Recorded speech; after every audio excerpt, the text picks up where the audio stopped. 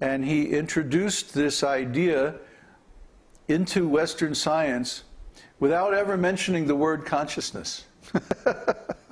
Very tricky. Huh?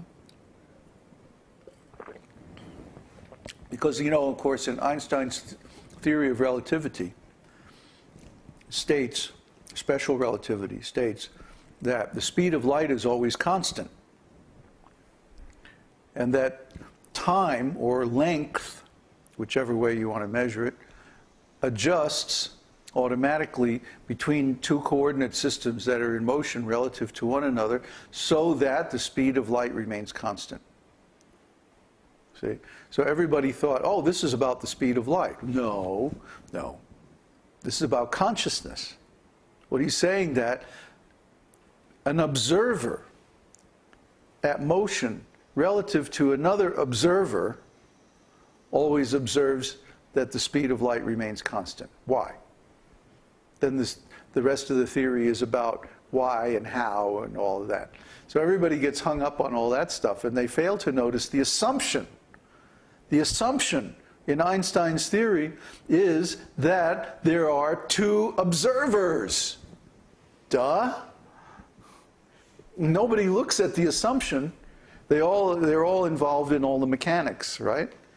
Typical German Western intelligence. Get all hung up in the gears, and they forget the source of power. So the assumptions in any theory actually determine the outcome, the conclusions. I know you have a bunch of misunderstood terms in here, but I'm trying to get an idea across. Everybody starts fidgeting. As soon as you start talking about something they don't really understand. Anyway, this is very clear to me that the assumptions, the structural assumptions of a theory actually determine the conclusion. Vikram, pay attention. So if you assume that then the starting conditions of Einstein's theory is that there are two observers at relative motion to one another. But what is an observer? An observer has to be a conscious being, right?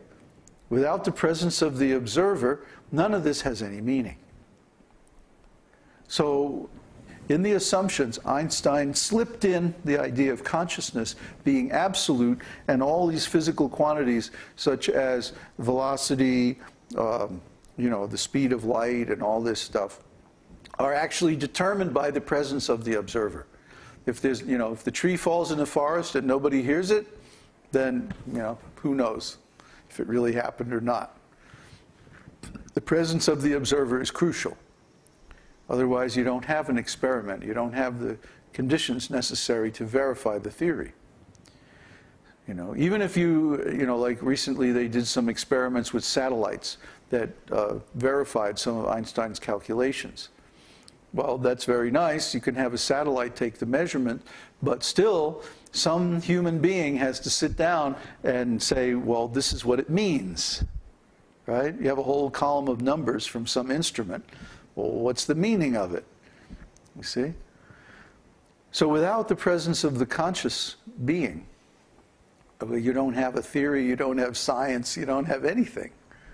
You know, just a bunch of rocks rattling around in space.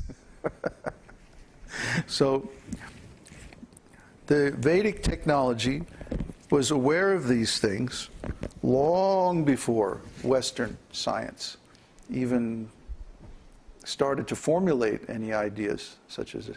Quantum mechanics, of course, is built on the assumptions of Einstein's theory. And quantum mechanics is absolutely dependent on consciousness. Although, you know, they try to avoid the subject as much as possible, a bunch of physicists. But Einstein's theory has been verified in almost all of its details very thoroughly. And quantum mechanics has also been extremely successful at predicting physical phenomena. So actually now the notion of consciousness, and especially of consciousness or the act of measurement or perception itself, collapsing the universal quantum wave function into a specific manifestation is quite well established in Western science. And of course, this same idea is extremely prominent in the Vedic literature, especially Vedanta Sutra. Vedanta Sutra talks extensively about consciousness, different states of consciousness, dreams, sleep, you know, waking consciousness, super consciousness, all this stuff. And I came across these ideas when I did my research for the Vedanta Sutra commentary. Finally, we're at a point where Western knowledge and Vedic knowledge can have a dialogue. But it would have to be on the highest level of both of them. And so far, it hasn't really gotten much momentum. Primarily because the scientists are still in denial about consciousness. Oh, it's just some epiphenomenon of brain function, and, you know, a bunch of neurons firing off, and you just think you're conscious. What's the difference? If I think I'm conscious, I am conscious, right? Duh. Of course. Yeah, Descartes said, I think, therefore I am. Well, how do you know you're thinking? You have to be conscious. So it's like, I think, therefore I'm conscious. Behind closed doors, they all kind of believe that there is this consciousness. The only thing is, in the open, they don't come out. Right, because their job depends on creating the illusion that there's no such thing as spiritual life. See, the scientist's job, you think the scientist's job is to discover stuff? No. The scientist's job is to convince the people in general that there's no such thing as spiritual life. That's their actual job. And if they don't do that job, they get fired. They can't publish any papers, you know. Peer-reviewed science is one of the biggest scams in the world today, because all it is a propaganda campaign to convince people that there is no such thing as spiritual life. That's all.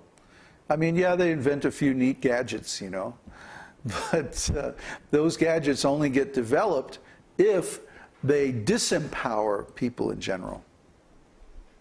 See? So anyway, I don't want to get into that too much. All right, now we're trying to celebrate Krishna's appearance.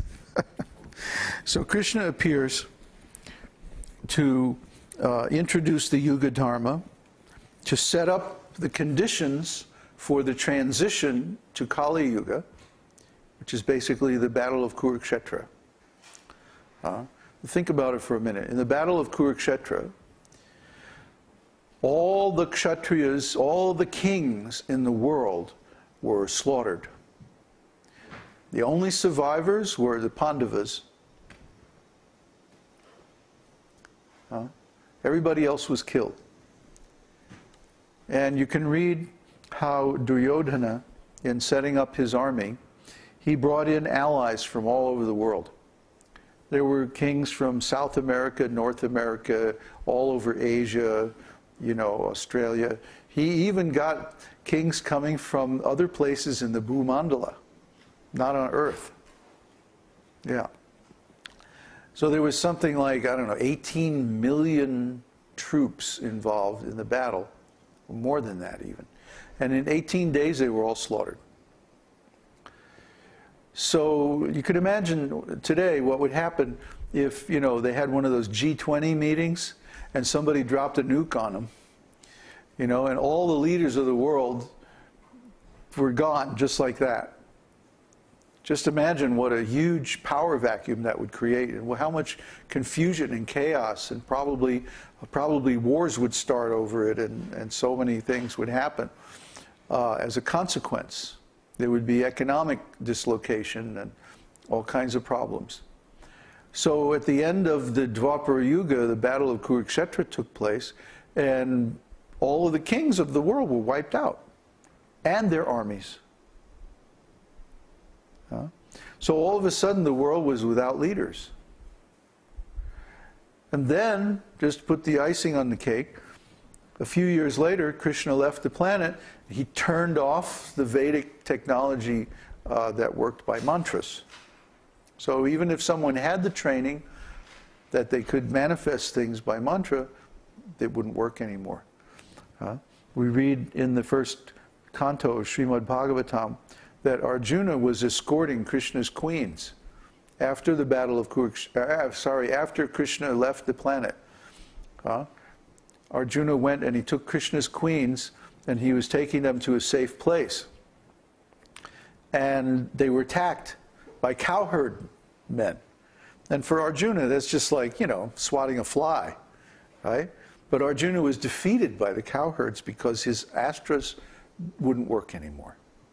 His divine weapons, his mantra-powered weapons, stopped working. So it would be the equivalent of, in our society, if we woke up one morning and nothing electrical worked anymore. I mean, nothing. Cars, computers, telephone, nothing like if Krishna changed the value of conductance or something like that, and then the next morning,